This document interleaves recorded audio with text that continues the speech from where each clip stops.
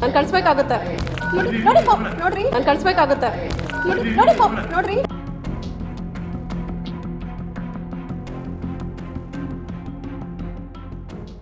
ಮಾಜಿ ಸಚಿವ ಗ್ಯಾರಂಟಿ ಯೋಜನೆ ಅನುಷ್ಠಾನ ಸಮಿತಿ ಅಧ್ಯಕ್ಷ ಎಚ್ಎಂ ರೇವಣ್ಣ ವಿರುದ್ಧ ಮಹಿಳೆಯೊಬ್ಬರು ಗಂಭೀರ ಆರೋಪ ಮಾಡಿದ್ದಾರೆ.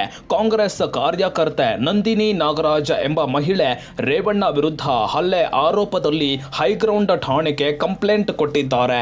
ಎಚ್ಎಂ ರೇವಣ್ಣ ಮಹಿಳೆಯ ಕೈ ಹಿಡಿದು ಎಳೆದಿರುವ ಎಕ್ಸ್ಕ್ಲೂಸಿವ್ ವಿಡಿಯೋ ಪಬ್ಲಿಕ್ ನೆಕ್ಸ್ಟ್ಗೆ ಸಿಕ್ಕಿದೆ. ಇನ್ನು ಕಳೆದ ವರ್ಷ ನವೆಂಬರ್ನಲ್ಲಿ ಎಚ್ಎಂ ರೇವಣ್ಣ ಇದೇ ನಂದಿನಿ ನಾಗರಾಜ್ ಎಂಬಾಕೆ ಮೇಲೆ ಜಾತಿ ನಿಂದನೆ ಮಾಡಿದ್ರಂತೆ. ಅಂದಿನಿಂದ ರೇವಣ್ಣ ಮುಖಾಮುಖಿ ಸಿಕ್ಕೇ ಇರಲಿಲ್ಲವಂತೆ. ಇವತ್ತು ರೇವಣ್ಣ ಅವರು ಕುಮಾರ ಕೃಪಾ ಗೆಸ್ಟ್ ಹೌಸ್ನಲ್ಲಿ ಎದುರಾಗಿದ್ರು. ಆಗ ನಂದಿನಿ ನನ್ನ ಜಾತಿ ಬಗ್ಗೆ ಯಾಕೆ ನಿಂದನೆ ಮಾಡಿದ್ರಿ ಅಂತ ಕೇಳಲು ಹೋದಾಗ ರೇವಣ್ಣ ನನ್ನ ಮೇಲೆ ಹಲ್ಲೆಗೆ ಮುಂದಾಗಿ ಕೈ ಬೆರಳನ್ನ ತಿರುಚಿದ್ದಾರೆ ಅಂತ ನಂದಿನಿ ಹೈಗ್ರೌಂಡ್ ಠಾಣೆಗೆ ಕಂಪ್ಲೇಂಟ್ ಕೊಟ್ಟಿದ್ದಾರೆ.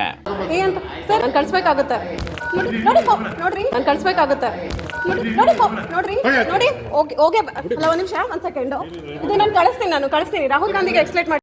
ಇನ್ನು ಅಷ್ಟೇ ಅಲ್ಲದೆ ಈ ಹಿಂದೆಯೂ ರೇವಣ್ಣ ನನಗೆ ಜಾತಿ ನಿಂದನೆ ಮಾಡಿ ನನ್ನನ್ನ ವೇಶ್ಯೆ ಅಂತ ನಿಂದಿಸಿದ್ದಾರೆ ಅಂತ ಮಹಿಳೆ ಆರೋಪಿಸಿದ್ದಾರೆ. ಕಾಂಗ್ರೆಸ್ನಲ್ಲಿ ದಲಿತ ಮಹಿಳೆಯರಿಗೆ ಬೆಲೆಯೇ ಇಲ್ಲ.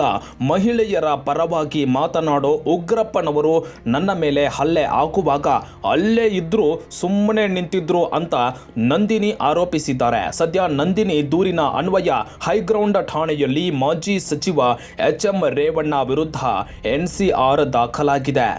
ಎಚ್ಎಂ ರೇವಣ್ಣ ಗ್ಯಾರಂಟಿ ಇದು ಚೇರ್ಮನ್ ಇದಾರಲ್ಲ ಅವರೇ ಇವಾಗ ಮಹಿಳೆಯರಿಗೆ ಗ್ಯಾರಂಟಿ ಅಂತ ಕಾಂಗ್ರೆಸ್ ಪಕ್ಷ ಏನ್ ಕೊಟ್ಟಿದೆ ಅದ್ರ ಚೇರ್ಮನ್ ಮಹಿಳೆಯ ಮೇಲೆ ಹಲ್ಲೆ ಮಾಡ್ತಾರೆ ಮತ್ತೆ ಮಹಿಳೆನ ಅಬ್ಯೂಸ್ ಮಾಡ್ತಾರೆ. ಬೇಕಾದ್ರೆ ಎಷ್ಟೊಂದ್ ಸತಿ ನೀವು ಬೇಕಾದ್ರೆ ಅವ್ರು ಫಾಲೋ ಅಪ್ ಮಾಡಿ ನೋಡಿ ತುಂಬಾ ಆರೋಗೆಂಟು ಮತ್ತೆ ತುಂಬಾ ವರ್ಗರ ಬಿಹೇವ್ ಮಾಡ್ತಾರೆ.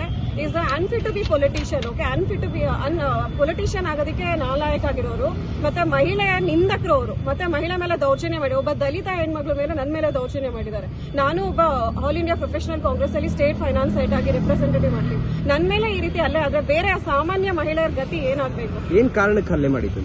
ನಾನು ಇವಾಗ ಕ್ವಶನ್ ಮಾಡಿದೆ. ಲಾಸ್ಟ್ ಟೈಮು ನಮ್ಗೆ ಏನೋ ಇಶ್ಯೂ ಆಗಿತ್ತು. ಇವಾಗ ಜಾತಿ ಬಗ್ಗೆ ಒಬ್ಬ ಹೆಣ್ಮಕ್ಳನ್ನ ಪ್ರಾಸ್ಟಿಟ್ಯೂಟ್ ಅಂತ ಹೇಳಿದ್ರೆ ನೀವು ಯಾವಾಗಲೇ ಆಗ್ಲಿ ಆ ಮನುಷ್ಯ ಸಿಕ್ಕಿದಾಗ ಕೇಳ್ತೀರಲ್ವಾ ಏನಕ್ಕೆ ಆ ಪದ ಬಳಕೆ ಮಾಡಿದ್ರಿ ಅಂತ. ನನ್ನ ಫೋನಲ್ಲಿ ರೆಕಾರ್ಡಿಂಗ್ ಇದೆ, ನಾನು ಕಳಿಸ್ಕೊಡ್ತೀನಿ. ನವೆಂಬರ್ ಅಲ್ಲಿ ಈ ವಿಚಾರ ಆಯ್ತು. ಅದಾದ್ಮೇಲೆ ನಾವು ಮಾವಳಿ ಶಂಕರ್ಗೂ ಇನ್ಫಾರ್ಮೇಶನ್ ಮಾಡಿದ್ವಿ ಮತ್ತೆ ಜಾತಿ ಬಗ್ಗೆನೂ ಮಾತಾಡಿದ್ವಿ. ಓಕೆ ಫೈನ್, ಇವಾಗ ಸೇಮ್ ಪಕ್ಷದಲ್ಲೇ ಇರೋದ್ರಿಂದ ಬೇಡ ಕಂಪ್ಲೇಂಟ್ ಎಲ್ಲ ಏನು ಬೇಡ ಅಂತ ಸುಮ್ಮನೆ ಆದ್ವಿ. ಬಟ್ ಆದ್ರೆ ಇವಾಗ ಸೆಕೆಂಡ್ ಟೈಮ್ ಕುಮಾರ ಕೃಪಾದಲ್ಲಿ ಸಿಕ್ಕಿದಾಗ ಇವತ್ತು ನನ್ನ ಮೇಲೆ ಹಲ್ಲೆ ಮಾಡಿದ್ದಾರೆ ಮತ್ತೆ ಜಾತಿ ಬಗ್ಗೆ ಬೈದಿದ್ದಾರೆ ಮತ್ತೆ ನನ್ನನ್ನು ಇಲ್ಲಿ ಕುತ್ತಿಗೆಗೂ ಹಿಡಿಯೋದಕ್ಕೆ ಪ್ರಯತ್ನ ಪಟ್ಟಿದ್ದಾರೆ. ಉಗ್ರಪ್ಪ ಅವರು ಹೆಣ್ಮಕ್ಳ ಬಗ್ಗೆ ತುಂಬಾ ಮಾತಾಡ್ತಾರೆ ಮೀಡಿಯಾದಲ್ಲಿ. ಅದೇ ಉಗ್ರಪ್ಪ ಅವರು ಈ ತರ ಹಲ್ಲೆ ಆದಾಗ ಬಂದು ಪ್ರಶ್ನೆ ಮಾಡ್ಲಿಲ್ಲ ಮತ್ತೆ ನನಗೆ ಸಪೋರ್ಟ್ ಮಾಡ್ಲಿಲ್ಲ. ಮತ್ತೆ ಸೀನಿಯರ್ ಲೀಡರ್ಸ್ ಇದ್ರು, ಅವ್ರ ಜೊತೆ ಅಷ್ಟು ಜನ ಹುಡುಗರಿದ್ದಾರೆ. ನಾನು ಒಬ್ಳೆ ಹೆಣ್ಮಕ್ಳಿರೋದು, ನಾನು ಯಾರೊಬ್ರು ಸಪೋರ್ಟ್ ಮಾಡ್ಲಿಕ್ಕೆ ಬಂದಿಲ್ಲ, ನಾನೇ ಬಿಡಿಸ್ಕೊಂಡು ಬಂದಿದ್ದೀನಿ.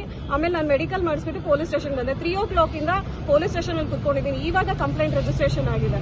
ಅದು ಮೀಟಿಂಗ್ ತಗೊಂಡು ಇವಾಗ ಅವ್ರು ರಿಜಿಸ್ಟ್ರೇಷನ್ ಮಾಡಿ ಕೊಟ್ಟಿದ್ದಾರೆ. ಎಫ್ಐಆರ್ ಆಗಿದೆಯಾ? ಎಫ್ಐಆರ್ ಆಗ್ಲಿಲ್ಲ, ಬರೀ ಎನ್ಸಿಆರ್ ಮಾಡಿ ಕೊಟ್ಟಿದ್ದಾರೆ ಅಷ್ಟೇ.